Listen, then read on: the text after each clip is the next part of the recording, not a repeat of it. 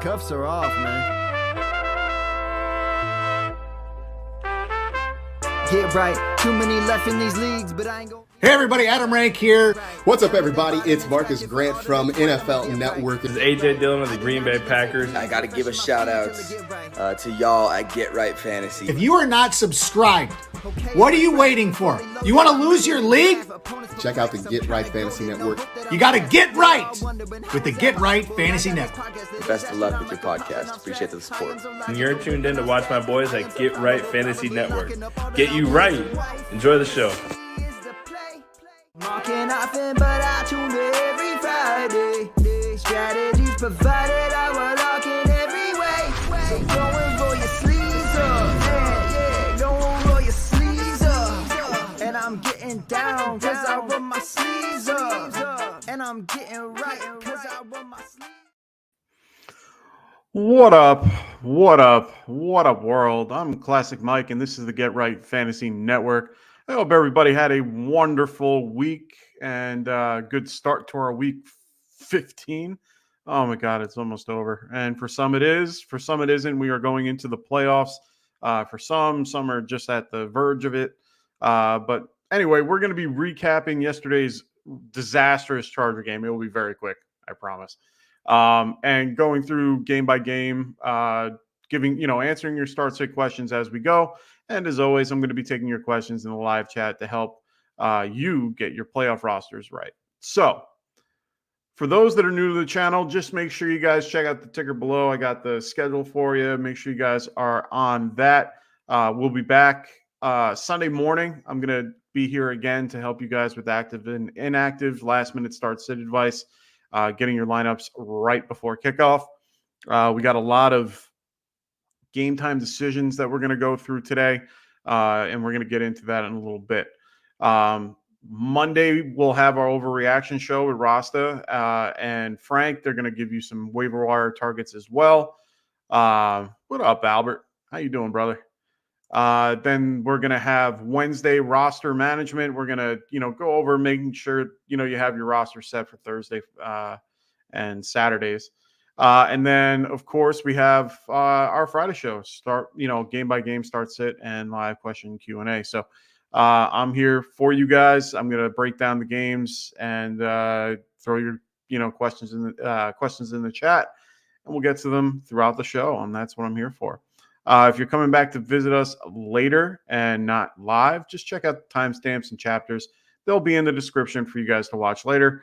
So keep an eye out for those. Make sure you guys are liking and subscribing to the show as well if you're brand new to the show. We just passed 1,000 subs a little while ago. We're really proud and happy about it. We had our 1,000 subscriber giveaway, so we were very happy about that.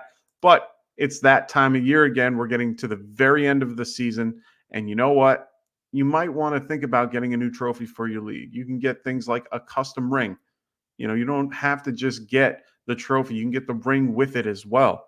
Then you got the belt, the trophy itself. You can customize these any way you want, chain as well. So make sure you guys check out trophysmack.com. And when you do, use the promo code GETRIGHT, and they will help you out at checkout. It also helps out the channel as well. So make sure you guys do that. All right. We're going to get into real quick this is going to be very quick. A quick Thursday night recap of what happened with the Chargers at the Raiders. If you didn't already see it, Raiders just bitch slapped the crap out of the Chargers, without Justin Herbert. Herbert's out for the season. They played with Easton Stick. Easton Stick. There we go. And it was a rough game. Eckler really couldn't move the ball that well. Had a touchdown by Joshua Palmer. It was like a 73-yarder. He was the only Charger that did well this weekend, on Thursday. If you had a Raider, you did okay. Aiden O'Connell had a good day. Jacoby Myers, Adams, all did fine. Zamir White did very serviceable. So all these guys did really well for you for anybody that played them. I'm not going to lie. I had an opportunity to play Palmer, and I and I benched him. So, it was the right call at the time. But at the end of the day, it still hurts. Still hurts. We all make mistakes. We all make mistakes there, my friends. So this week we have a rare occurrence. Once we get into December, we start jumping into Saturday night games. There will be a Saturday game at 1 o'clock, 4 o'clock, and 8 o'clock this week, Eastern time. So you get football all weekend. This is awesome. One of my favorite times of year. So we're going to start off with our first game of the Saturday group, and that's the Vikings and the Bengals.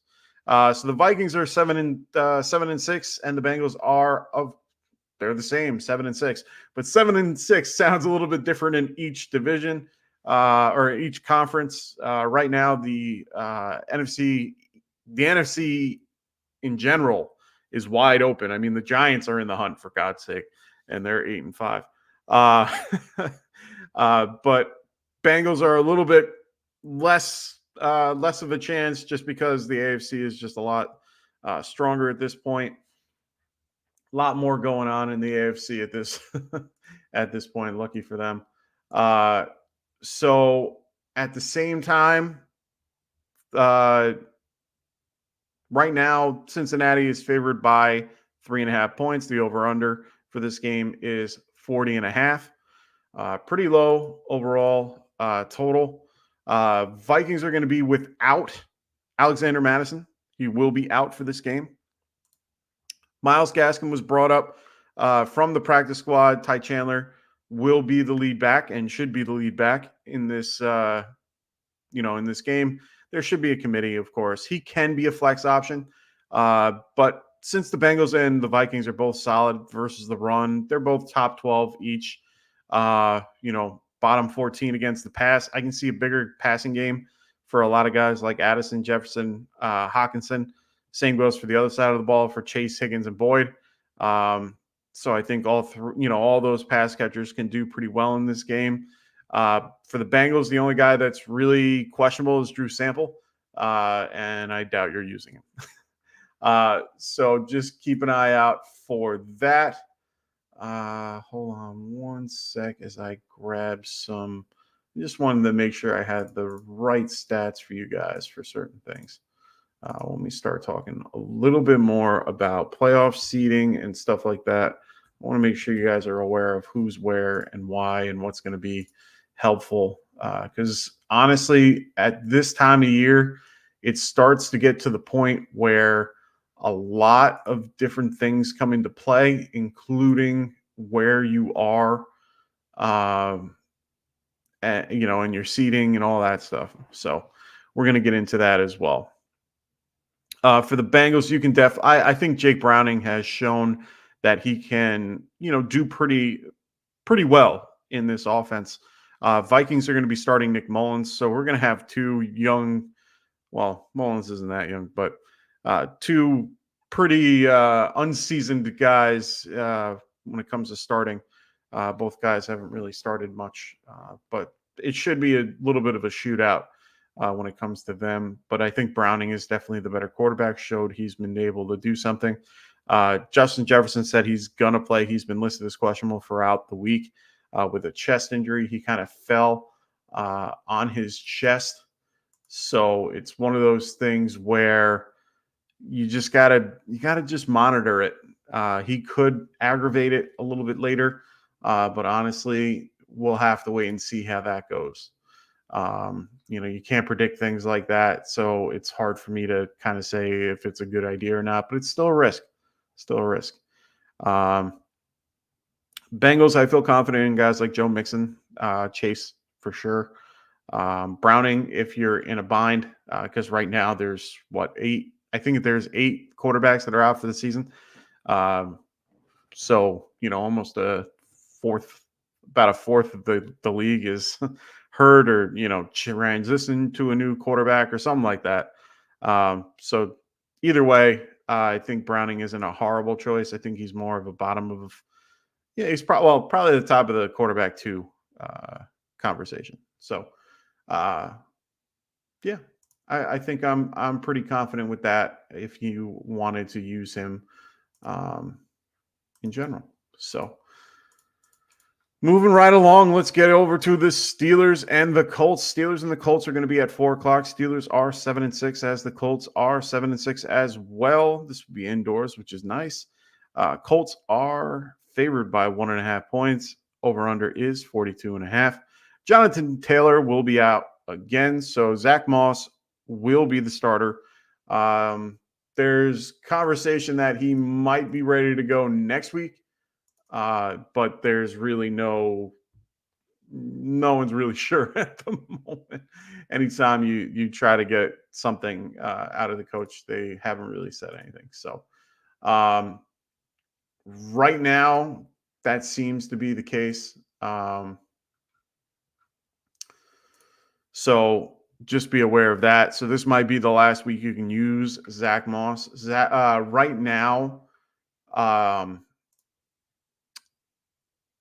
Right now, the Steelers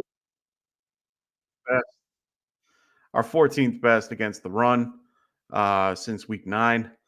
It's Zach Moss, another little fun tidbit. It is Zach Moss' birthday this weekend, so hopefully he shows up for it and does well. He's been underwhelming the last 2 weeks, 14.4 points combined these last 2 starting weeks. In his first 2 starting weeks, he almost tripled that. So just be aware of that. Right now, it's honestly, I'm still going to play him. I feel confident in what he can do, and to be honest, he gets more opportunity than anybody that I know. So I can't not play a guy like him. What up, Dustin? How you doing, brother? Hope everything is going well, my friend. Thank you for giving me a little bit of a break right there. So Dustin says, "You're the man," classic, of course. Other news, Kenny Pickett is going to be out for this game for the Steelers. Deontay Johnson was on the report with a knee injury, but he is off it now. He should be good to go. TJ Watt is also off the injury report. He was in concussion protocol, but made it out by the middle of the week, so he's good to go. Deontay Johnson's an interesting play this week with 2 touchdowns in 2 weeks. Right now, he's being much more used this year than last year. Last year, he was targeted. Well, they use him a lot in the red zone. Last year, they targeted him 16 times in the red zone within 20 yards with no touchdown. He doubled Pickens in that particular time. This year, they're kind of the same targets with 7 each. But Deontay has come down with both touchdowns. So Deontay could be a good option in this particular game. Colts are much better against the pass this year due to their pass rush. I do see Deontay as a high-end wide receiver 3, though. But I would definitely keep him in consideration this week. Pickens is hard to start based on Trubisky, unfortunately. I do think that Najee and Warren are decent plays. I think they're going to just run the ball. They've been doing a lot better doing that lately. So Najee is a decent play this week. So was Warren. I do think in this case, Warren might be the better play just because of the game script and how, Colts are favored by 1.5. It's not a huge deficit, but at the end of the day, he might be the better option. Colts side, Zach Moss, like I said, should be fine. Gardner Minshew's actually been playing pretty decently lately with Michael Pittman. Michael Pittman should always be started in your league. I think the next question would be Josh Downs or Alec Pierce. I think both are in these particular scenarios. You might not want to use either one of them. And if they go off, I'm sorry. It's one of those things where they're so hard to trust at this point, it's not even worth playing. So I don't really feel comfortable playing any of those guys. So that's what I would do. That's just my own thought. Smokey the Cat goes, "What's up? Lost my quarterfinals last week in my main home league. So although I have like 10 other ones, I just don't feel right." Yeah, you know what? That's actually a fun conversation to have. I mean, it's really fun. It's really funny. You can be in like 7 different leagues, 10 different leagues in your case, And the one league you care the most about is usually your home league, the one where, you might not get the most money, you might not get the most stuff, but at the end of the day, it's just the one league you care the most about. It just so happens my main home league is the one league I actually didn't make the playoffs in out of the 6 that I was in. I'm not counting Scotty Fish because that field is huge. But out of the 6 leagues I'm in, I made the playoffs in 4, and 2 of them, one of them was my actual home league. So that one hurt the most. The other one was the listener league. Sorry, guys. Didn't do that well this year. Oh, it's just bragging rights? You'll live. It's always better when you throw a couple bucks in the ring. Always makes it a little more fun. Actually, in my home league, this is a fun stat. My buddy actually asked me this question today. He was like, "So when was the last time First won it all? Won points, because we do points, and we also do whoever finishes the regular season. So this year our buy-in is $250.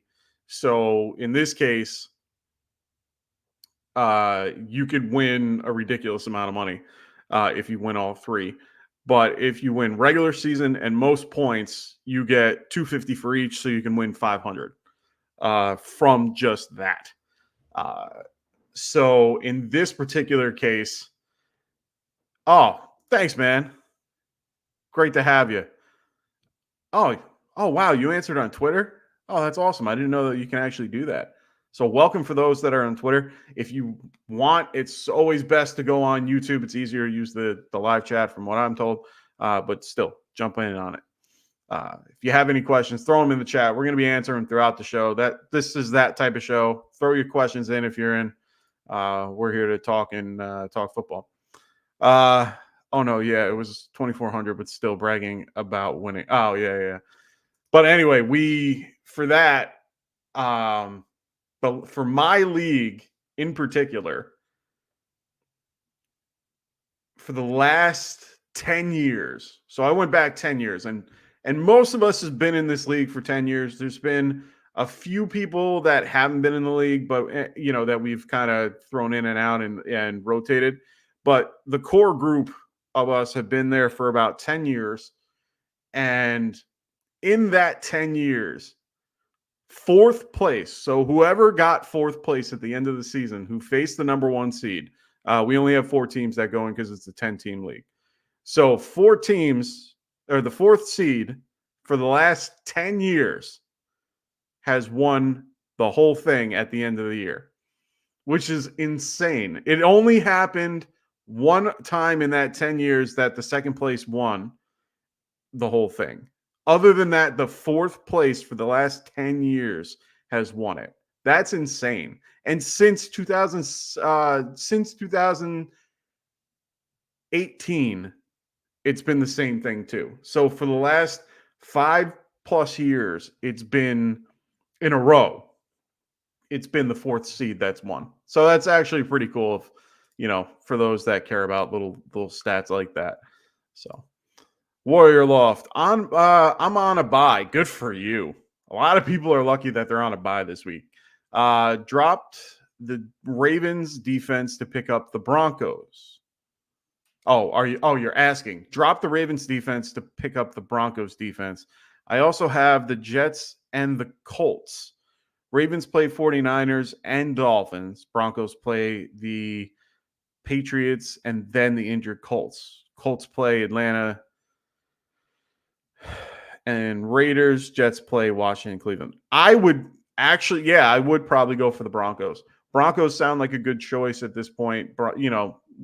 Pats are beat up. We saw what happened to what the Raiders could do. Broncos are actually pretty decent as a whole. So yeah, I'm pretty good with that call. Yeah, go for it.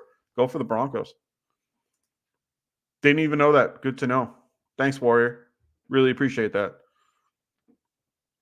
I didn't know, but I haven't really looked that far. I'm using the Dolphins this week against the Jets, just because I think I've had them for the last few weeks, and they've just been killing it. So Warrior Loft goes, which teams win this week? Colts versus the Steelers, Ravens versus the Jags, Falcons versus the Panthers, Rams versus the Commanders.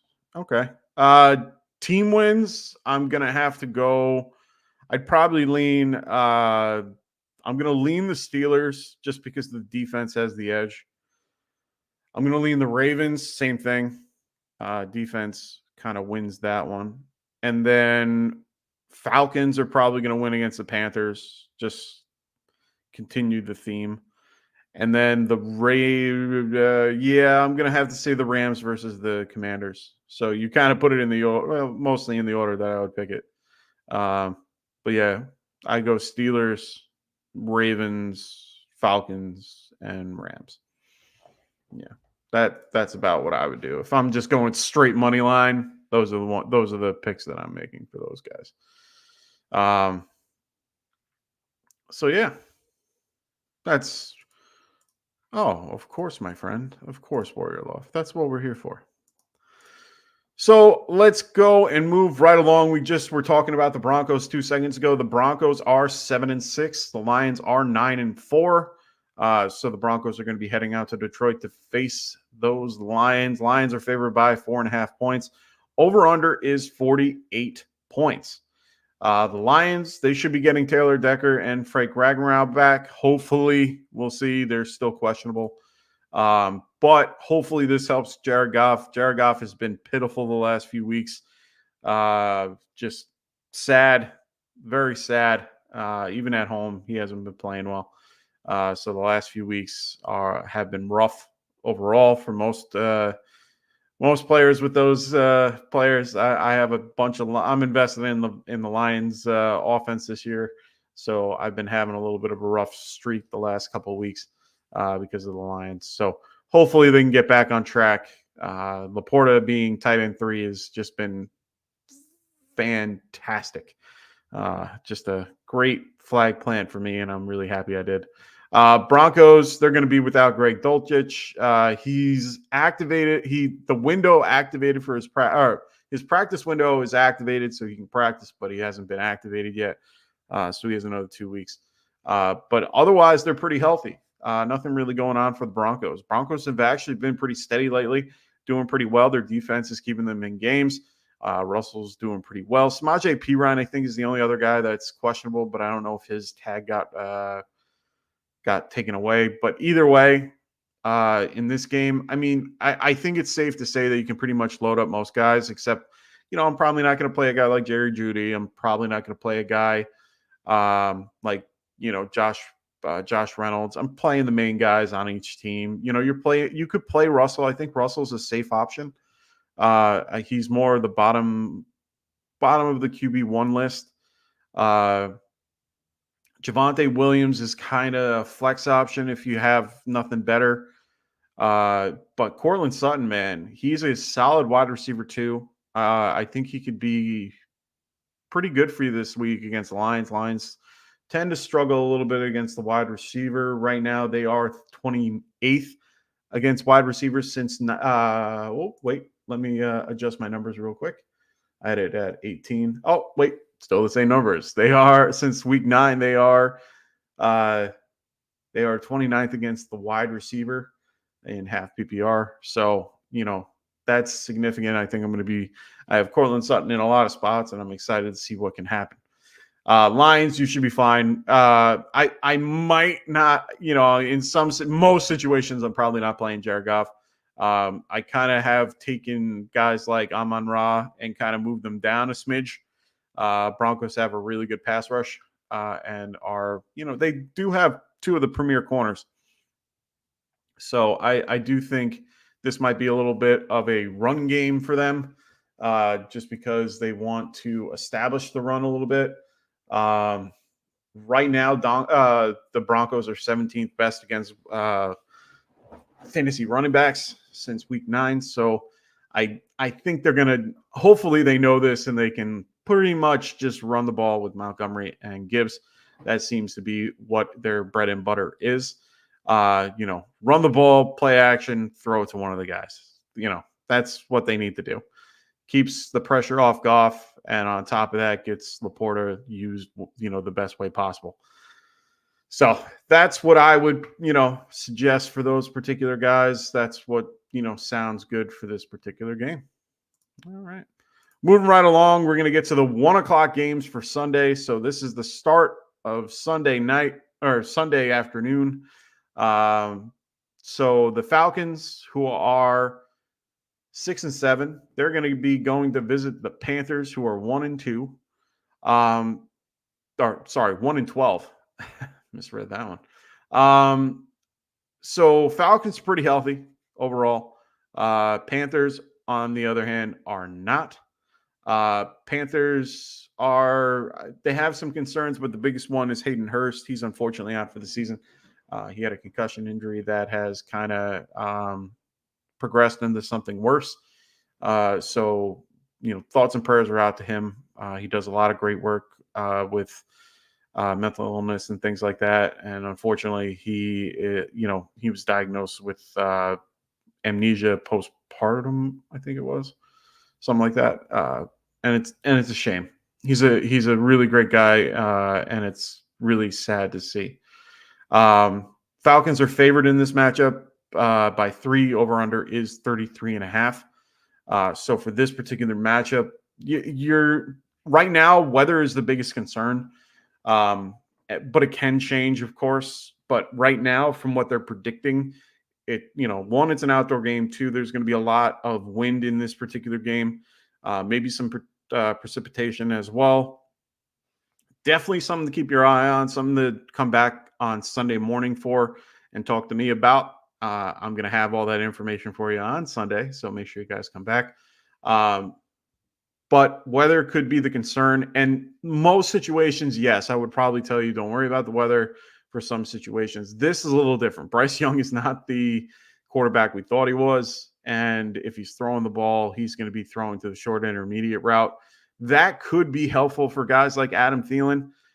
So Adam Thielen might not be a horrible play. I think Chuba Hubbard is also a decent play in this game. So both those guys should be okay. Other than that, I'm not playing anybody on the Panthers. Falcons, it's the same game plan. Bijan should have a day, hopefully. Right now, I think everybody's waiting for Bijan to have that day. Carolina is 19th best against running backs since week 9. So, hopefully they exploit that. Drake London has been on fire lately. He looked fucking good. I don't really say that much about Drake London, but he looks good, and it's a shame he's on an offensive like this. It really is. He could be something special somewhere else. Carolina, strangely, is in the top 10 against wide receivers, mostly due to their pass rush, and now that they got J.C. Horn back. So that might be limited this week. I don't see Drake London having the game he had last week, which was phenomenal. He had a lot of really good catches that I was really shocked about and just kept saying, wow, every time I saw a play from him. He's been doing real well lately. But unfortunately, I don't see that happening this week. This is probably a stronger running back game or a possession receiver, type game. So maybe Jonnu Smith could be involved a little more just because he'll stay a little underneath. Kyle Pitts will be a little bit, he's more of a field stretcher in my opinion. So those are the guys I would target a little more if you need them.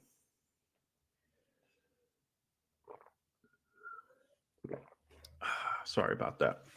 Appreciate everybody joining us a little bit earlier. I know this is not a normal Friday show. We usually do things a little bit later. But now I'm doing it a little earlier. Don't have Rasta in the house. He is at his child's rehearsal. They're having a Christmas pageant thingamajig. So all good for me. It's not the end of the world. I hope he is doing well. I hope they're enjoying it and having a great time. But Rasta should be back next week without a problem. I'm also really excited about having Tycoon in the house. We'll have him on when he's available. He wasn't available today. But either way, glad to have him here. Really excited about things going forward with that. So the Bears are 5-8. They will be visiting the Browns, who are 8-5. Cleveland is 3-point favorites. Over-under is 38. Flacco got a starting contract. He's starting. Good for Flacco. Glad to have him back. He looks great. No other real big injuries on the Browns. Bears are pretty healthy as well. DJ Moore was on the injury report, questionable with the knee injury or ankle injury, but he was a full participant. He's fine. Just have to mention it. Just good to know. Otherwise, he should be fine. Him and Justin Fields do well together.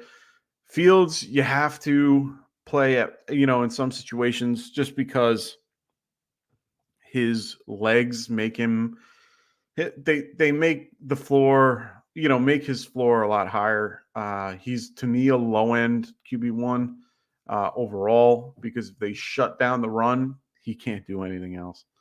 I see them doing quick out, type stuff, quick slant. They're going to try to keep things as quick as possible to stay away from Myles Garrett. So DJ Moore, him, or they could just run the damn ball with Deontay Foreman. Unfortunately, running the ball is probably not your best option against the against the Browns, but they have let up a little bit since week 9. They are number 16 against the running back. 16th best. So in this particular case, maybe they do run it. Maybe they just pound the damn thing with Deontay Foreman and Khalil Herbert and just run that damn ball all day long to keep the pressure off him. We'll see. But you can play Flacco. You can play Cooper. You're definitely playing David Njoku. Yeah. Play David Njoku everywhere you have him. I have him in one league, and I'm not even able to play him. I have him on my bench, for God's sake. But if you have the ability to play David Njoku, play him.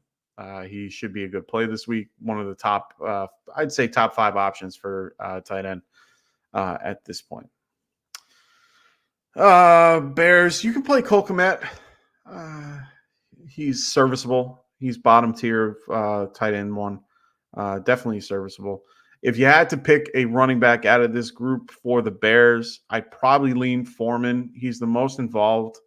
Everyone else is pretty mediocre. You could maybe make the argument for Roschon Johnson, just because if they go down, they're going to use him as a passing option. But Foreman's been used in the passing game too. They trust him a little more in pass protect. So I think that it's more Deontay than it is any of them. So I think you kind of have to swing, to him. Browns, Jerome Ford's fine. Play him. Do it. Speak of the devil. What up, Ant?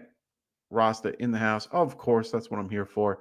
Holding it down on Friday night. Always here on Friday night.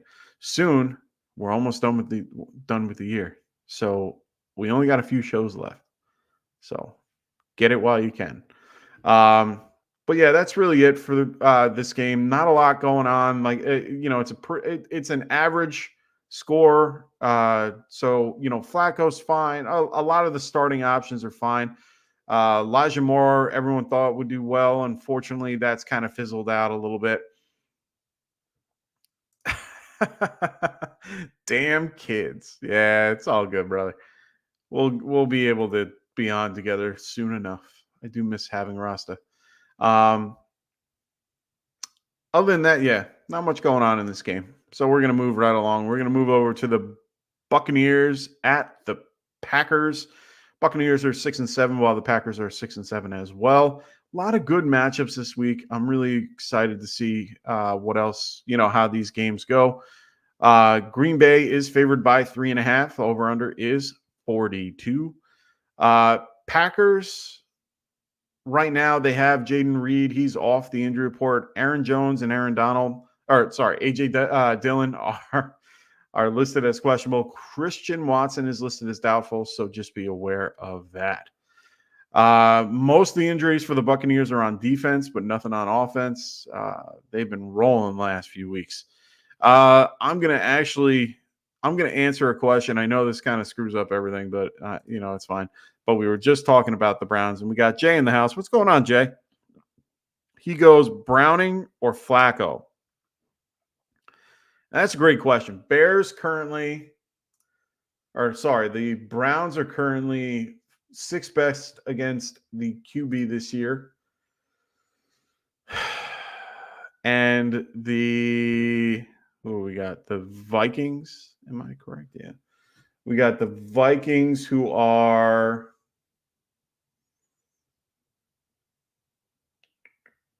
where are you? Vikings. You're hiding. Oh, there you are. 5th best. Okay, so they're 5th and 6th best. So you have two guys. I think maybe Browning. I'm leaning a little bit towards Browning just because he has the rushing floor. Usually he doesn't just stay in the pocket. He's actually just had no problem running. I think both are pretty even overall. I think I'm going to lean Browning just because of the wheels. He can actually get off and have a steady rushing floor. So, yeah, I'm going to go Browning. Go Browning there. So hopefully that's helpful for you there, Jay. So continuing with the Bucs and the Packers, I think Jaden Reed is probably your best bet for the Packers if you're going to play anybody. I don't trust Aaron Jones. I don't trust Aaron Donald. It's hard for me to suggest to play either one of them. They really haven't been doing well. No, I will not say it. I won't say it. I'm a Giants fan. I can't. I'm obligated by my Giants fandom to not say that. Aaron Jones and AJ Dillon. I'm sorry, Dylan. I know that you're in my intro, but unfortunately, just can't do it. Can't promote. Can't have you guys being the choice here against Buccaneers. Vita Vea will be out for this game for the Bucs, so that's their only help. So I could maybe see someone like Dylan doing well if he's playing. Right now they're questionable, so we have to wait and see for that one. Jaden Reed, I think, is the best receiving option. He has definitely come up in the last few weeks. He's been great. I have him in best ball everywhere. Love him. Buccaneers, Chris Godwin was on the injury report at one point. I haven't seen his name recently. I don't think he practiced for most of the week, so he's the only guy that I'm a little nervous about. If he is out for whatever reason, Trey Palmer isn't horrible. He's been actually serviceable the last few weeks. But Mike Evans, you're loading him up. Rashad White, loading him up. Both guys should be good to go. So, yeah. Let's move right along to the Jets versus the Dolphins. Jets are 5-8, while the Dolphins are 9-4. Miami is favored by 9.5 points. Now, here's the funny thing. It opened at 9 and went to 9.5. The over-under for this game is 37.5. And Tyreek is listed as questionable and is a true game-time decision. So what does that tell you? So Tyreek is going to be a true game time decision. They said that they're going to wait a couple days, see how he turns out. Maybe everything turns out better on Sunday, and everything's good to go, and he could be a game time. And they're going to say, "Oh, we're good to go." He's going to be someone that we're going to keep our eye on when it comes to Sunday. So make sure you guys visit us on Sunday morning. Visit me, and we're going to go through it and make sure you have the right options available. Tyreek is huge. Hopefully he hasn't. I need him in one of my leagues. So make sure you guys keep an eye out for him throughout the weekend. Javon Holland, Xavier Howard, Tremont Armstead, and Devon Achane, they're all listed as questionable too. So we're going to keep an eye on all those guys. A lot of injuries in the Dolphins, but they come out and play, and they're one of the strongest teams out there. So they're going to do what they can to, beat the Jets. Jets, Zach Wilson, he had a knee injury. He should be good to go. I wouldn't worry too much. There is a weather advisory for this game. It should be a little windy. Check back on Sunday again. I'll let you know. But I think everything should be fine in this particular matchup. So we'll wait and see.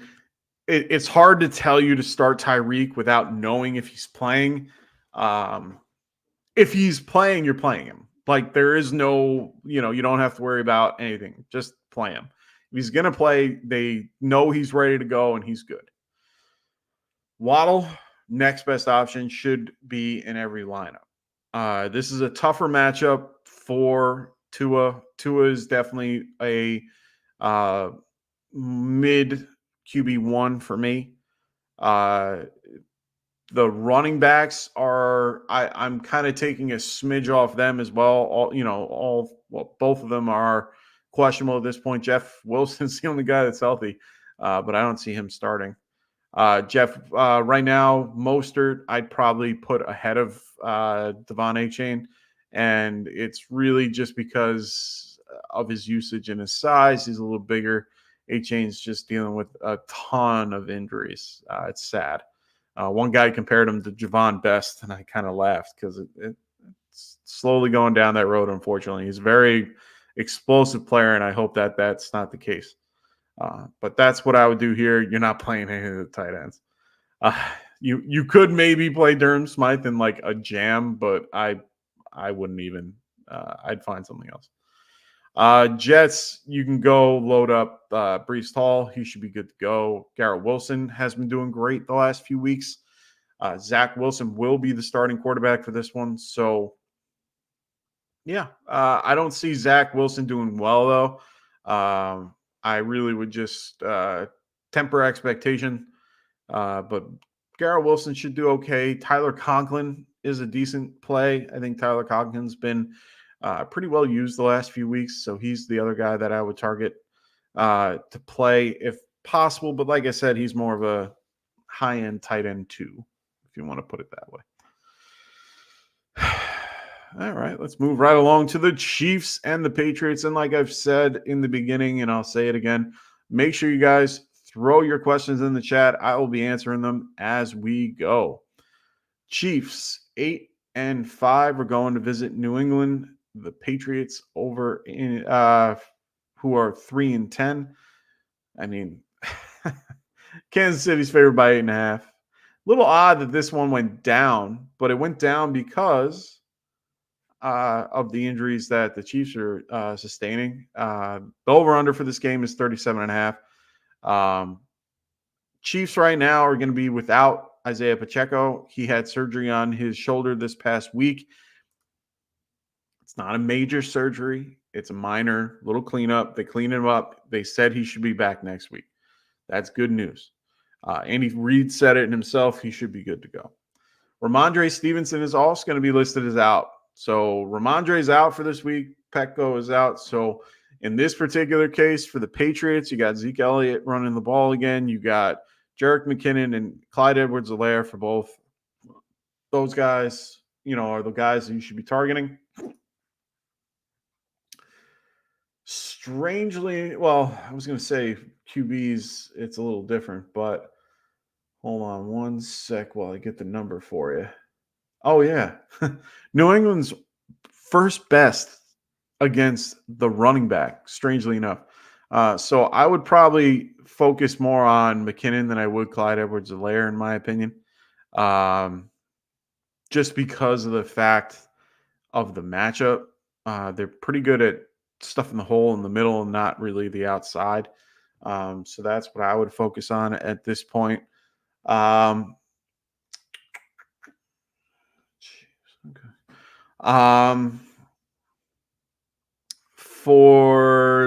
And then you're, of course, Rashid Rice is actually a really good play. You're not playing Patrick Mahomes. It's really tough to call Patrick Mahomes lately and what you want to do, honestly. I've gotten to the point where I've told people that he unfortunately is not living up to the expectations we all set for him. We all see him as a QB 1, 2, and nowhere else. He's in that top tier, and he's been playing in that mid bottom tier. So it's one of those things where it's hard to gauge. It's not that you can't play him. It's just, it's tough. You're playing Kelsey regardless. Maybe Taylor Swift's there. Who knows? She's celebrating her birthday, so maybe not. Who knows? Other than that, Patriots-wise, I don't trust anybody. Even Pop Douglas, who's off the injury report, I don't trust. He's probably the better option for wide receivers, but it's hard to trust anybody on the Patriots except for Zeke Elliott. So Super C and B challengers. What's going on, brother? He goes Zeke or Monty this week. That's a really tough question for me. Zeke isn't a horrible option. Kansas City Chiefs are 25th best since week 9 against the running back, while the Buccaneers have done leaps and bounds better than where they were. They are currently, the Buccaneers, they are currently 17th. So both are in the mid-tier, or roughly the mid-tier of their run game or their defensive run games. I think I might lean Zeke just because there's no one behind him. He doesn't have Gibbs on him. Like, he doesn't have Gibbs on his back. I currently have it ranked with Elliott at 10 and Monty at 14. So I think Zeke is a pretty strong play this week. If there's a way to fit Monty in, I would. I'm assuming you're in a scenario where your number one guy is Christian McCaffrey in this case. You probably got him round 1, and then, we're able to get guys like Monty and Zeke later on, or you picked up Zeke later and off waivers. But unless you have that type of scenario, there's a way to get Monty in there somehow. But like I said, I don't know your team structure. But yeah, I'm going to go Zeke there. He so Super CNB Challengers goes, yo, Hawk or Ingram this week? Interesting. PPR. I'm probably going to lean Hawk just because Hawk has been incredible lately. I know that Ingram's been playing well, but playing Baltimore is a different animal. I have to play Ingram in a few situations, but I don't have Hawk as my replacement option. If I did, I would be playing Hawk. So I'm definitely going to play Hawk here. And then he says, or start both and sit Zay Flowers. So, that's a tough one. So Monty would be your flex. I like that. No, I would sit Zay Flowers for Monty. Because you have, in that case, 2 top 15 options at running back. Zay Flowers, I don't hate. I like him a lot, but we're going to get into that game in a little bit. Ravens are favored by 3. Over-under is mid, like 42. So points are decent there. I think that's the only thing that's throwing me off for that game. Detroit, it's 48. Yeah, no. I want Monty in there. So I'd play Zeke and Monty and sit Zay Flowers. Hawk is the guy that you're going to play over Ingram. So that's what I would do. So back to the game. There's not much I would really do here. It's definitely Mahomes, Rice, and Kelsey. McKinnon for running back. No problem, man. That's what I'm here for. If you got any other questions, throw them in the chat. I'm here until I'm all done with all the teams, but I'm here to help you guys. So make sure you guys throw your questions in the chat. I will try to get to them near the end of each game breakdown so we don't mess up our whole, thingamajig. But I probably already did. But either way, don't stress. We'll get to it. So once again, Chiefs-wise, you're going to go probably, for me, the best options are probably McKinnon, Mahomes, Rice, and Kelsey. For the Patriots, it's really just Zeke Elliott. I don't think there's anyone else you can trust. Hunter Henry in a pinch. Like, if you don't have anybody else available and you need a tight end and, he's on a waivers or something, you could probably throw him in. I don't really trust Pop Douglas as an option, especially through the playoff. So I'm really not going to go down that road. But other than that, that's all I would really do with that. So let's go to live Q&A with Perry Williams. What's going on, Perry? He goes, would likely possibly be picked over Swift or Monty this week, or dumb question. Wait, let's rephrase the question. Would you likely or would you possibly pick over, wait. Perry, rephrase your question. Is it, would you play Swift over Monty? Is that the question? And if that is the question, it's a no. I'd probably play Swift over Monty, even though Swift had a rough game. Seattle is, where are they? Seattle is 31st against the run. I'm playing Swift over Monty all day. I don't care. Swift doesn't really have anybody behind him. He's not hurt. They had a bad game.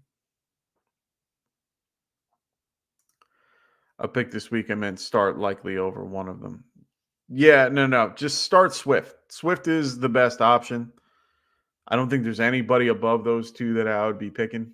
I mean, I have Swift at 15. I have Montgomery at 14. And I'm still working on what I'm doing.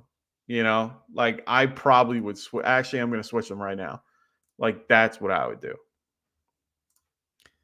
Yeah, no worries, man. He goes, what up, Mike? What up, Perry? That's what I'm here for. Like I said, throw your questions in the chat if you guys have any. I'm going to continue through these games. We're almost done with the 1 o'clock. We're going to go to the 4 o'clock shortly. So make sure you guys, if you miss me, that's okay. Make sure you guys check back. We're going to have timestamps for everybody. So make sure you guys check those out as we go. All right. So let's get to my favorite game of the week. No, I'm kidding. We got the Giants versus the Saints. Giants are 5-8 and in the hunt. Now, hearing that as a Giants fan, you're like, huh? Yeah, Giants are in the hunt.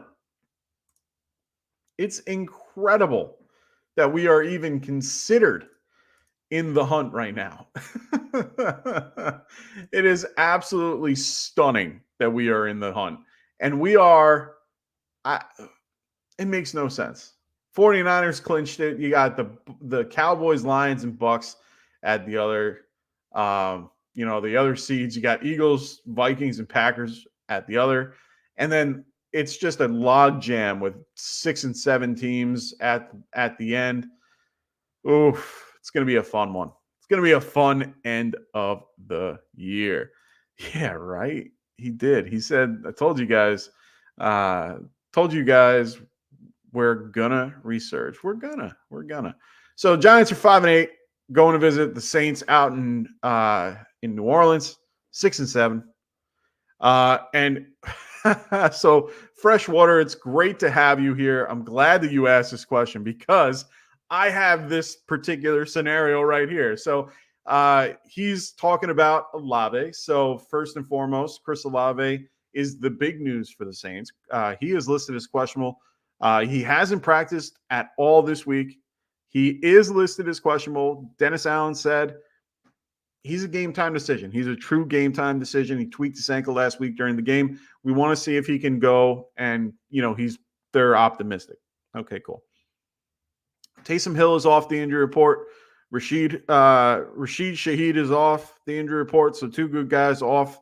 So they'll wait and see. Darren Waller is questionable and has been activated off the IR. He did say he's going to play, so he should be playing.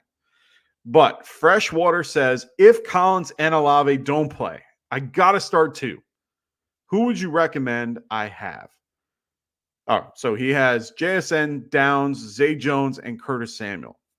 Whew, man, you got some guys that I probably wouldn't play. Zay Jones, to me, stands out of this group. He's more for me, he's more of the red zone target. He's got the better quarterback, in my opinion. The other option is Curtis Samuel.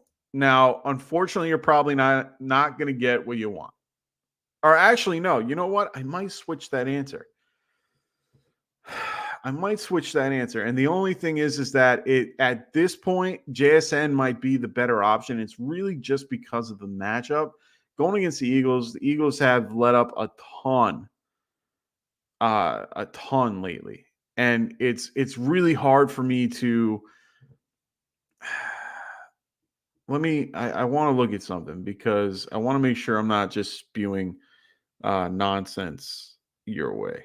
4 for 25, 7 for 62, going against a team that pretty much gives up anything 7, 11, and 7 target. You know what? They're involved with him a little more. I'm going to go JSN and I'm going to go Zay Jones. Both the third options on their team, which, actually all these guys are pretty much third options. Just which one's the better one? Geno should be playing in this game. So JSN and Zay Jones are probably my 2 favorite picks out of those 4 if those guys don't play. So you're in a pretty good spot there. Late games, so on and so forth. I have this exact same scenario with Collins and Olave both not playing. I have Deontay Johnson,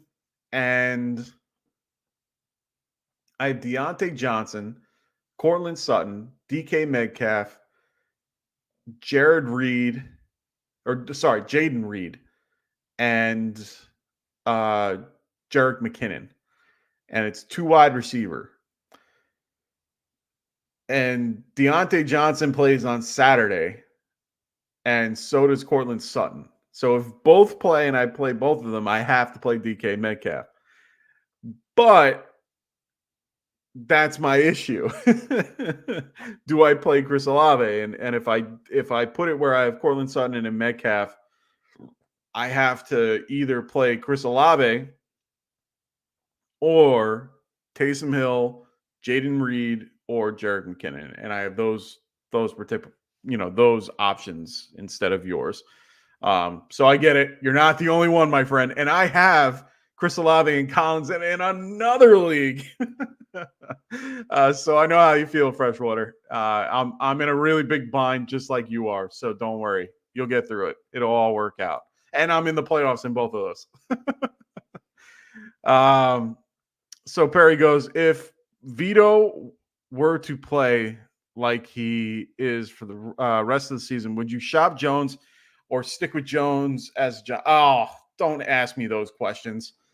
Jesus. So, all right, here's my thing. Tommy DeVito is great. He's on a rookie contract. He's staying. He ain't going anywhere. Shopping Jones is dumb. You paid the guy $1 bajillion let me be fair. 4-year, $160 million contract. Same as Dak Prescott's contract. Let's just be clear. And everyone went up in arms when Dak got that contract. And everyone went into arms when Daniel Jones got that contract. Anyway, if we were to get rid of him, even post June 1st, we still take a big cap hit, a dead cap hit. It would be something spectacular. It spreads out through 2 years instead of 1, but at the end of the day, it still hurts. We have to keep Jones another season. So we're not shopping Jones anywhere. Jones ain't going nowhere for at least the next year. So Jones is staying. It's a far gone conclusion. And on top of that, Tommy DeVito has played great in his stead. I'm happy for it. Tyrod Taylor's there too. We got a lot of good options. I think they both, all of them have played well, but Tommy has kind of invigorated things for the Giants and made things a little bit better. He's going to be playing. He's been actually doing very well lately. He's actually my number 2 in my Dynasty league right now. So I really have no problem with Tommy DeVito. If you wanted to play him this week, Saints are a little bit better than people give them credit for. Their defense is probably one of the top 5 overall defenses in the league. But they have been a little bit stingy. They're middle of the pack 15 right now against QBs. Granted, probably different quarterbacks than Tommy DeVito. But either way, I think that he could do well this week. I think the other the receiving option that you want to aim for is Wan'Dale Robinson. They have a really good connection. They've been playing well lately. Saquon, of course, you're going to play him. Alvin Kamara, you're playing him. You can play Derek Carr in some situations, but I would avoid it if you can. I'd probably play DeVito over Carr. Yeah, I might actually. Even though, well, no, I'd play Carr over DeVito. No, Giants D versus that, yeah. But Giants D has been playing very good lately, so honestly, it's a toss up. Taysom Hill, it's hard not to play him. I feel like this could be one of those games. If Chris Olave's out, you're playing Taysom Hill. Like, just hit Taysom Hill. He's gonna be the main guy there. Rashid Shaheed is gonna play wide receiver, but ultimately it's gonna go to Taysom Hill. They're gonna run the damn ball, and they're just gonna keep running and running and running and running and running and running and running. And you know what? Since week 9, Giants are 26 against the run. They're gonna run the damn ball. So in this case, Taysom Hill probably won't be a bad play. But yeah, that's Giants for you. So that's my breakdown of good old Tommy and Daniel Jones. Just letting you know, he ain't going nowhere. It's unfortunate. We ate that. We had to do it, even though I don't agree with it. They should have signed him to it. My whole thing with Jones and Saquon. I'm gonna say it on the record. They should have signed Daniel Jones to his 5th-year option, re-sign Saquon Barkley, cut Jones end of the season. Because now if they gave him his 5th-year option, he wouldn't be negotiating for a contract this particular season, and we'd be able to go see you later, enjoy free agency if you want. And we get to keep our franchise particular running back. Or we would have franchised Daniel Jones and played ball with him, because even with the annual contract, he still would have gotten close to what he's getting now. But he would be getting way less than what he's getting now. So I would have done that. That's my own opinion. I would have done something like that. Re-signed Saquon. Now, yeah, I get it. Hindsight 2020, we've kind of already gotten past things. We saw Daniel Jones already, he tore his ACL. So we're all past certain things. And he had the neck injury and so on and so forth. We can't predict the future. But in the offseason, this is what I was thinking of doing anyway. And it made more sense. I was talking to my buddies about it. I was trying to figure out why the hell they did what they did. But to me, it would have made more sense to do it that way. Give him his 5th-year option, because it's less than what you would have been paying him, or less than what you would have had to pay for him later. And then pay Barkley, who's definitely the better option. But anyway, let's move on to the Texans versus the Titans. This game is going to be a good one. AFC South matchup. Texans are 7-6. Titans are 5-8. Tennessee is favored by 3.5 here. The over-under is 36.5. There is some weather concerns with this game, but it's kind of changed throughout the week. So hopefully that changes a little bit closer to game time. Holy shnikes. Hold on. I'm gonna start the Texans and Titans over. I'm sorry, Anthony. I know you're gonna go back and look at this. I'm sorry. Give me a minute. I have to answer this question. Freshwater goes, Deontay Johnson is available on waivers too. He is safer, or is he safer, or should I keep JSN and or Jones? I would play Deontay Johnson, but here's the kicker. If you play Deontay Johnson, you can't play Collins or Olave. So you have to, if you're going to pick up Deontay, he's definitely safer than the other two. 100 times safer. I will tell, and unfortunately, the last few weeks haven't proved that. Even though he's gotten a touchdown in those last 2 weeks, he's very hard to trust. But it's mostly his quarterback. That's his biggest issue.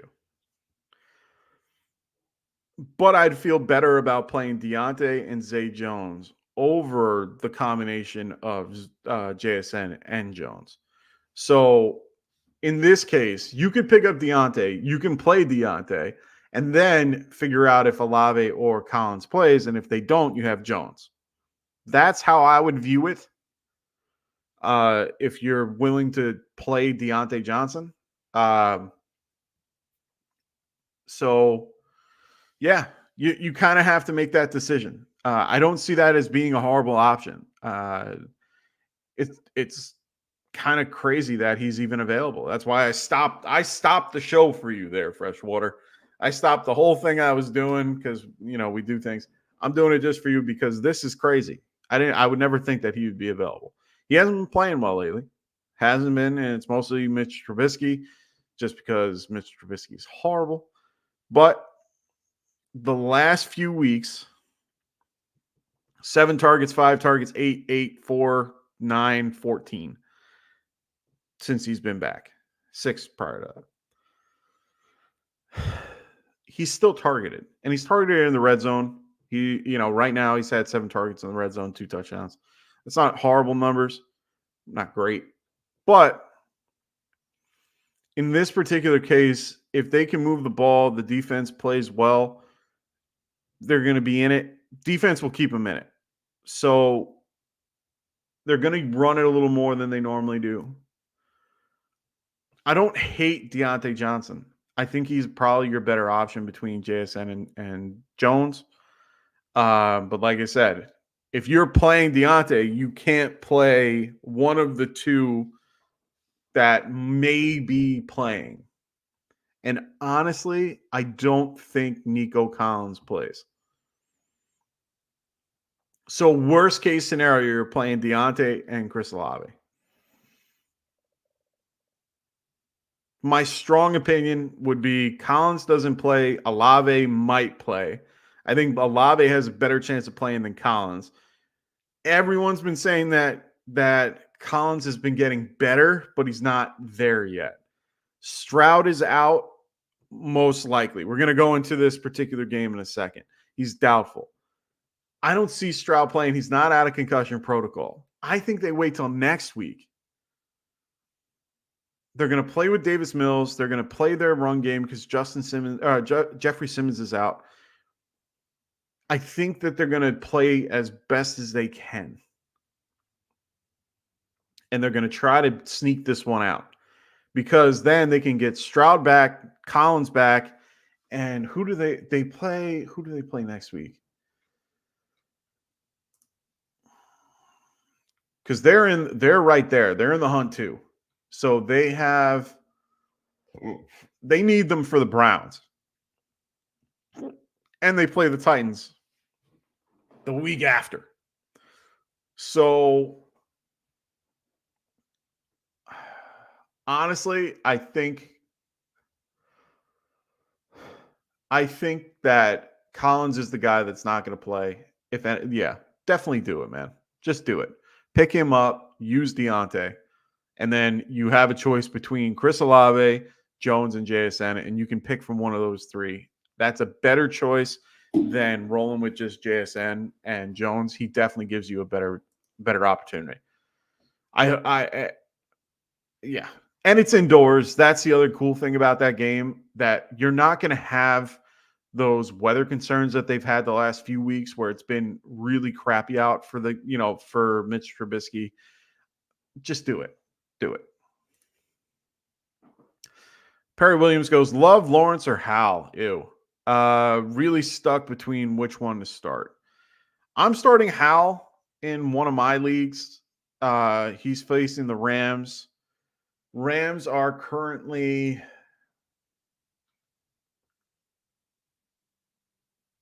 23rd against the quarterback since week 9. Jordan Love going against who is he going against? Packers are going against the Bucks.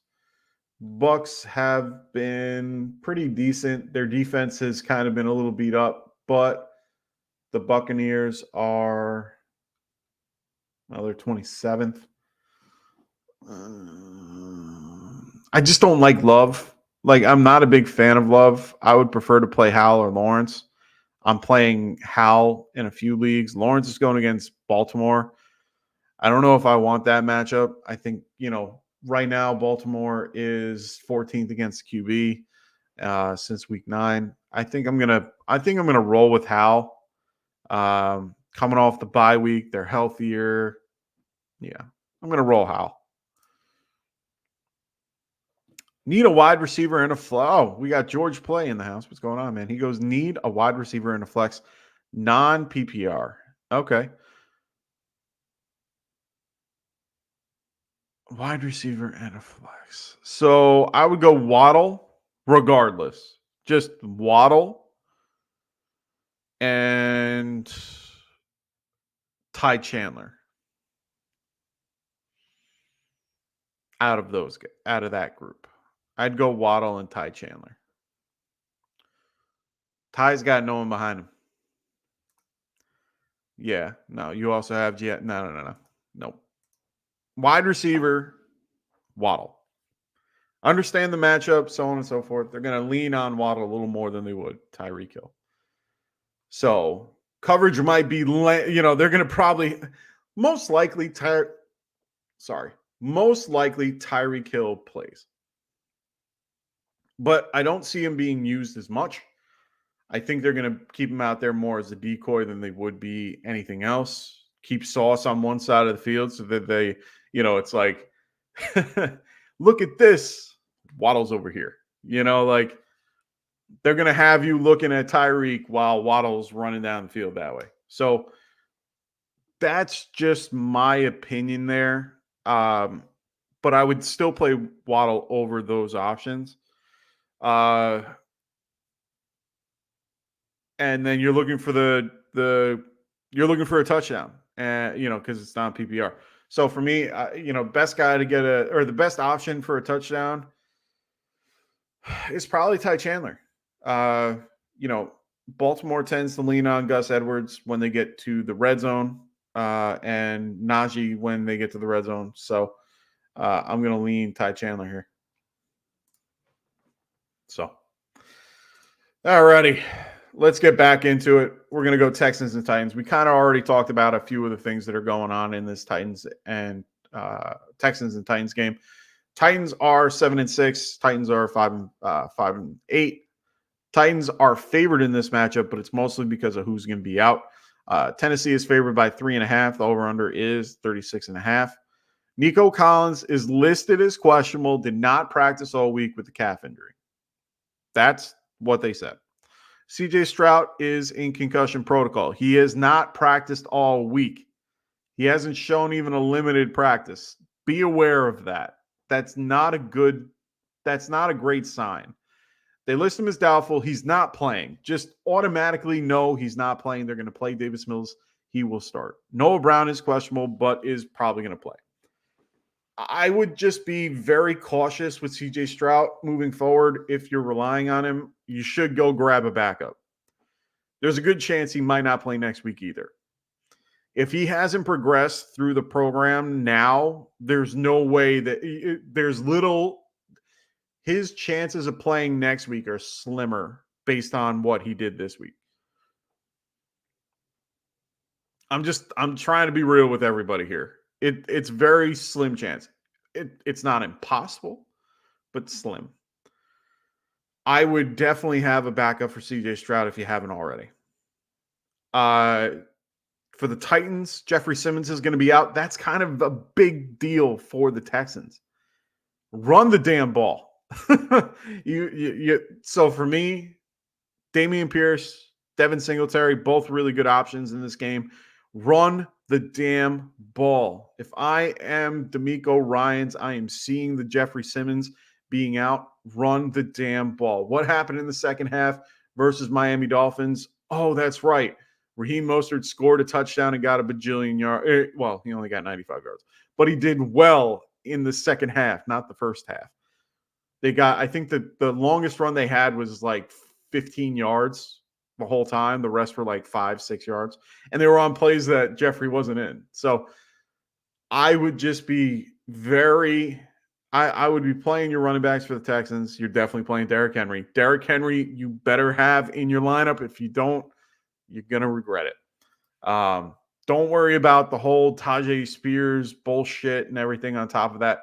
Derrick Henry going against the Houston Texans. I'm sorry, I'm getting myself all riled up. He has done better against the Texans than any team in the league. I think he averages 100 yards and 2 touchdowns versus the Texans. Play Derrick Henry. D-Hop, it's a revenge game. Come on. It can't not be. Go out, play him. I'm good with playing him. I actually have a parlay for him. He should be in a good spot. This is a good matchup for him. Will Levis is going to be tested, though. He's definitely going to be tested. This is a good pass rush, and he's going to have to know how to handle it. Will Anderson has been playing out his mind lately. So they better be ready. That's all I got to say. But I think they'll do that with Derrick Henry, trying to get him started. Once they get him started, it's hard to stop. So that's all I got to say about that particular game. Let's move on to the 4:00 window. We got the 49ers going, who are clinched in 10-3, going against the Cardinals, who are 3-10. San Francisco is favored by 12.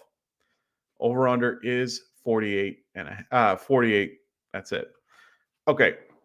I'm going to throw this out here as one of those, just be careful of this game. Reason I say this, they're clinched. They're playing a team that's 3-10 in their division, so they don't care. The the spread is 12. That's significant. Significantly high.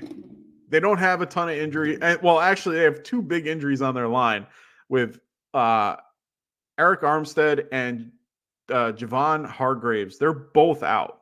So the line went from 13.5 to 12. And Elijah Mitchell's out too, which really doesn't matter. He was out last week. All I'm saying is that this is one of those games where it could be kind of funky.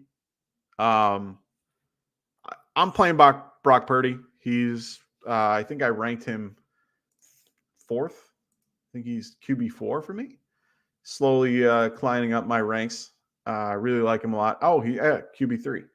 I have him ranked over Josh Allen. Weird. I'm playing Purdy over Allen in one of my leagues. So I like Brock Purdy, but I'm a little nervous. This is one of those games that just makes me a little nervous because of just division matchup. Teams already clinched. They really aren't playing for much. They're kind of just making sure that they don't get hurt, and they're just trying to get through the week. Healthy.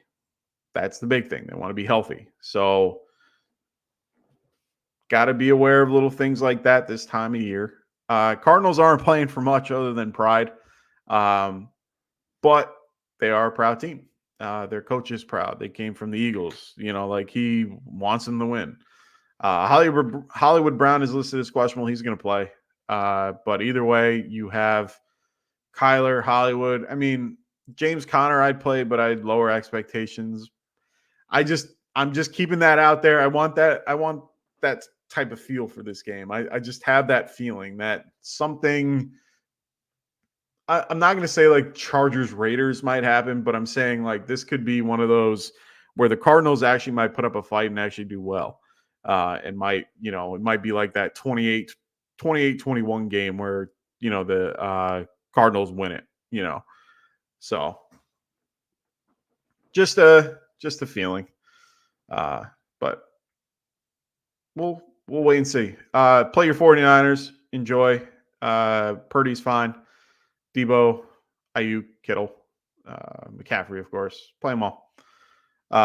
James Conner is the only one I feel comfortable with the Cardinals. Maybe. Well, yeah, no, I'm not even going to play Howard. Trey McBride, I'm playing too. So James Conner, Trey McBride, those are the 2 I play. But other than that, not really playing anybody else. Moving right along to the Commanders. Commanders are 4-9. Rams are 6-7. Rams are still fighting. They're trying to get in. Rams are favored by 6.5 points. Over under is 50.5. This is the highest. This is the highest over under on the weekend, which is crazy to think. Commanders are going to be missing Brian Robinson. He'll be out.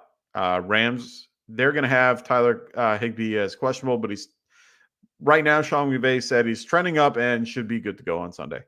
So 4:00 game, if you're relying on Tyler Higbee, which I hope you're not, it's trending up, but I would still have a good option behind you just in case, since it's a 4:00 game.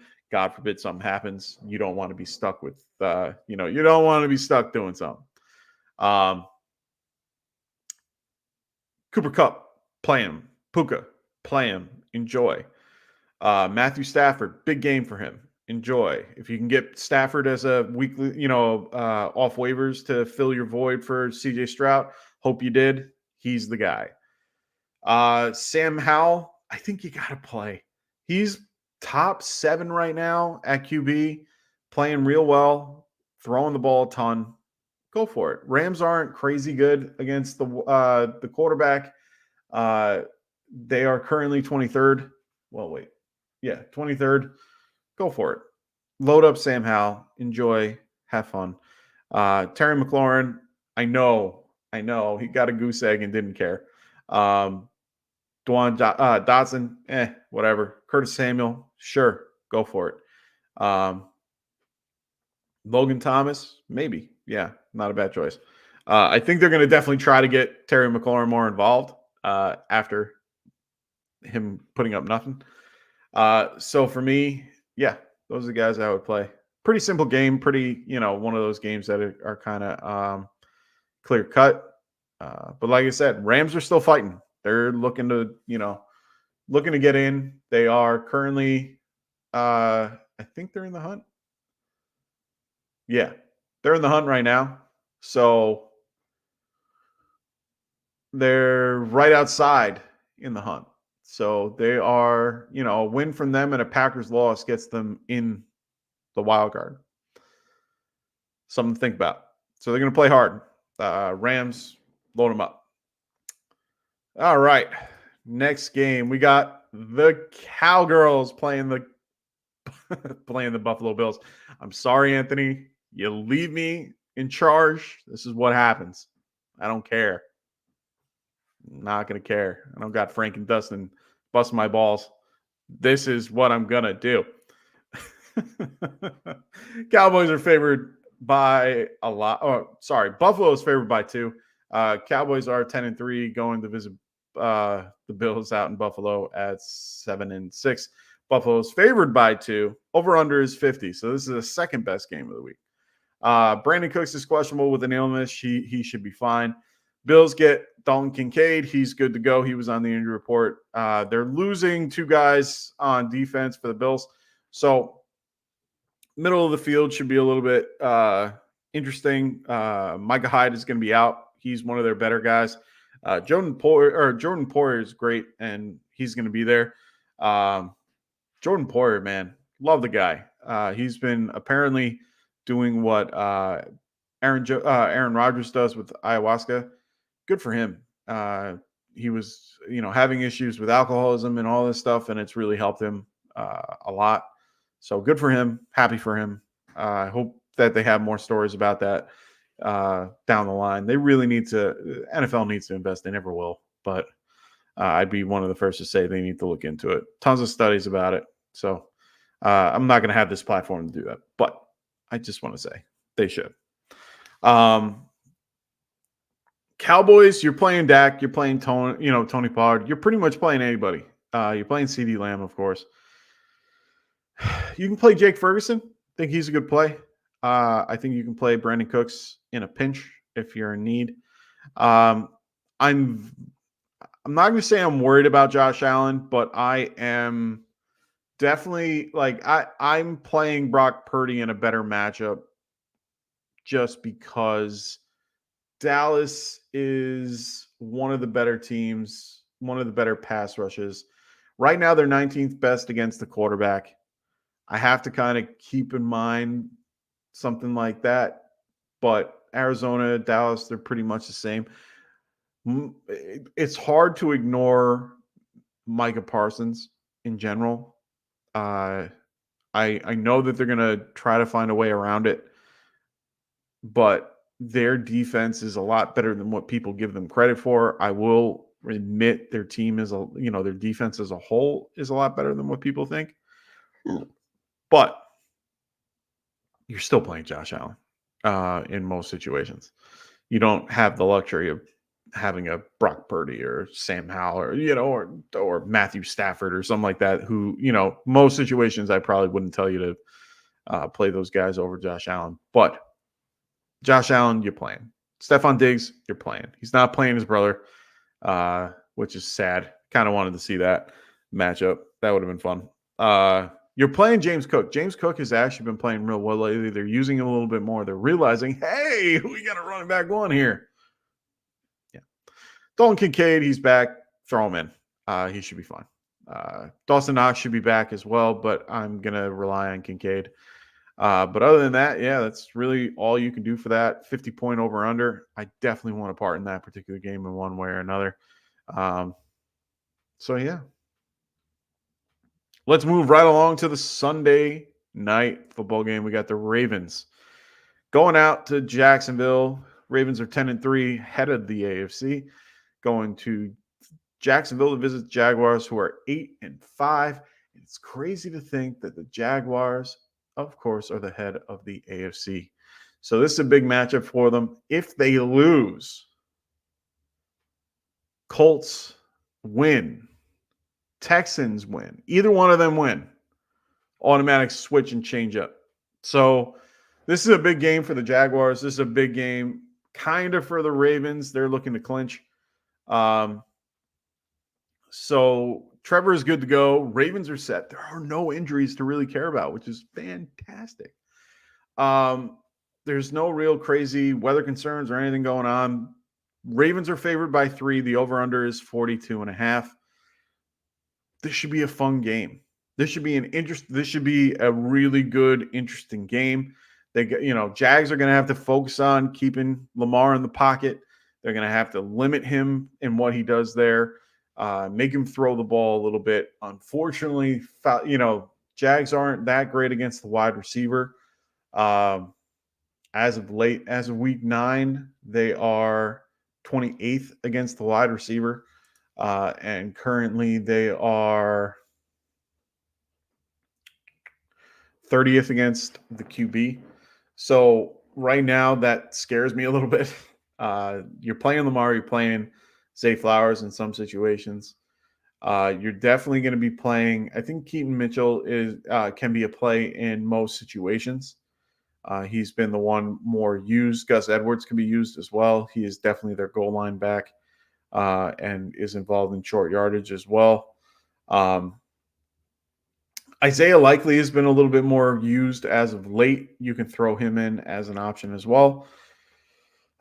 For the Jaguars, I think that the big 5 have to all be considered in this order.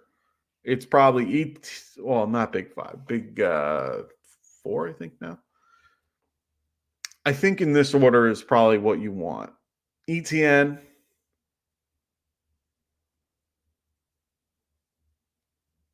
Ingram,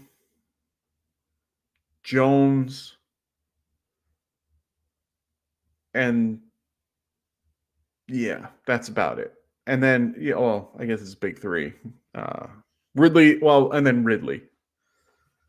Ridley has not been playing. Right now, Ridley only does well when Kirk's on the field and Jones is on the field. So Ridley won't be involved, but I think he's on the bottom end of the totem pole. Trevor is playable, but be lower expectations against Baltimore. They will try to make him move in the pocket because he's injured. So that's going to be their goal, is to move him. But I think the Jags are going to try to run it with Travis Etienne. that might be a little difficult. So they're going to have to find ways to make that work. I think Kyle Hamilton's off the injury report. Let me double check. I remember Kyle Hamilton, something about him. I just didn't read the whole thing. I haven't really been focusing on the defensive calls, unfortunately, because I want to get you guys offensive stuff so that you guys can be ready. Oh, he's full. Okay, so Kyle Hamilton will play. So Ingram might have a little bit of a weak day, but he'll be involved in one way or another. So just be aware. This game is going to be this one's going to be a closer game than what people think. I might be aiming for the under for this one, but we'll see. And to the Monday night game, we got the Eagles versus the Seahawks. Eagles are 10-3 going against the Seahawks, who are 6-7. Philly's favored by 3. Over under is 47.5. There are no real crazy. There's no really anything crazy when it comes to injuries. Geno's going to play. Everyone looks like they're going to play. It's hard to tell you who not to play here. You can pretty much play anybody. Devontae Smith was thrown on the injury report with a knee injury, but then was taken off. So he'll be involved. Dallas Goedert, he's good to go. AJ Brown, good to go. I mean, you could pretty much play either one of those guys, and I think you'll be fine. AJ Brown's been killing it, so you can't not play him. Seahawks are 25th against the pass. Eagles are even last against the pass since week 9. So you're playing DK, you're playing Tyler, you're playing JSN, who's been a lot more involved lately in the passing game. Zach Charbonnet, all of them, you can play them. I'd probably play Zach Charbonnet over Kenny Walker as of late. Swift, you're playing without a problem. Hurts, you're playing, of course. Geno, I'm playing in 2 QB leagues, but I'm not going to play him anywhere else. 1 QB, it's just not worth it. So, and that looks like all of the matchups this week, ladies and gentlemen. Thank you all that have been joining me tonight. Make sure you guys check out Underdog Fantasy if you haven't already. Make sure when you register with Underdog Fantasy, you are using the promo code GETRIGHT. And when you do, they will help you double your first deposit. For those that are new to Underdog, they have a special for you guys, a Dak Prescott 0.5 total. So make sure you guys sign up and you'll get this as one of your pick'em options. Pick'em is available, of course, in most states, unfortunately, no longer in New York. But it is available on all those spots over there that are in yellow. Even though I know New York is one. This is an older map, but just be aware, New York, unfortunately, doesn't have it anymore. But otherwise, use promo code GETRIGHT, and they will double your first deposit. So make sure you guys check out Underdog Fantasy. Also, as I already mentioned before, check out TrophySmack.com. It's that time of year, fellas and ladies. It's that time for you guys to find and get your trophies settled for next year or settled for this year. Make sure you guys add a ring to it. We did. We gave away this 1,000 subscriber giveaway to a good buddy of the show, Neanderthal. So we're really happy to give that away. Make sure you guys, they have the belt, they have trophies, they have the chain. You got all these things you can customize. So make sure you guys check them out. Use promo code GETRIGHT, and they will help you at checkout. Also, make sure you check out our other affiliate podcasts as well.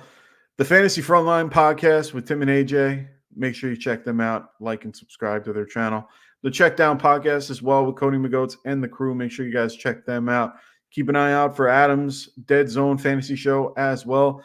And of course, our good friend right here, the Fantasy Boardroom, the one and only Tycoon. Make sure you guys are checking out his new. He is now part of the group. I am so happy to have Tycoon here. Really excited that he's a part of it. Can't wait to get him back on the show with us. Pick his brain. I've been picking his brain all day about certain things. So thanks in advance, Tycoon, the best dressed man in fantasy. I love it. Check out the Fantasy Boardroom as well. He will be on, and we're going to be getting him a lot more involved in the show and everything. So I'm really excited to have Chris available here. Really love it. So make sure you guys keep an eye out for more of what we do with good old Tycoon. Alrighty, make sure you guys come back Sunday morning. I will be here at 11 a.m. Eastern to help you guys with actives and inactives, give you guys a little bit of help when it comes to guys like Nico Collins, Tyreek Hill, Chris Olave. All three are game time decisions, so we'll keep an eye out on that, and we'll give you guys updates Sunday morning to help you guys with those last-minute start-sit questions. Then, of course, Roster will be back here on Monday with Frank, and they're going to be going over waiver wire targets for that week for the playoffs, as well as on Wednesday to help you guys set your playoff rosters up.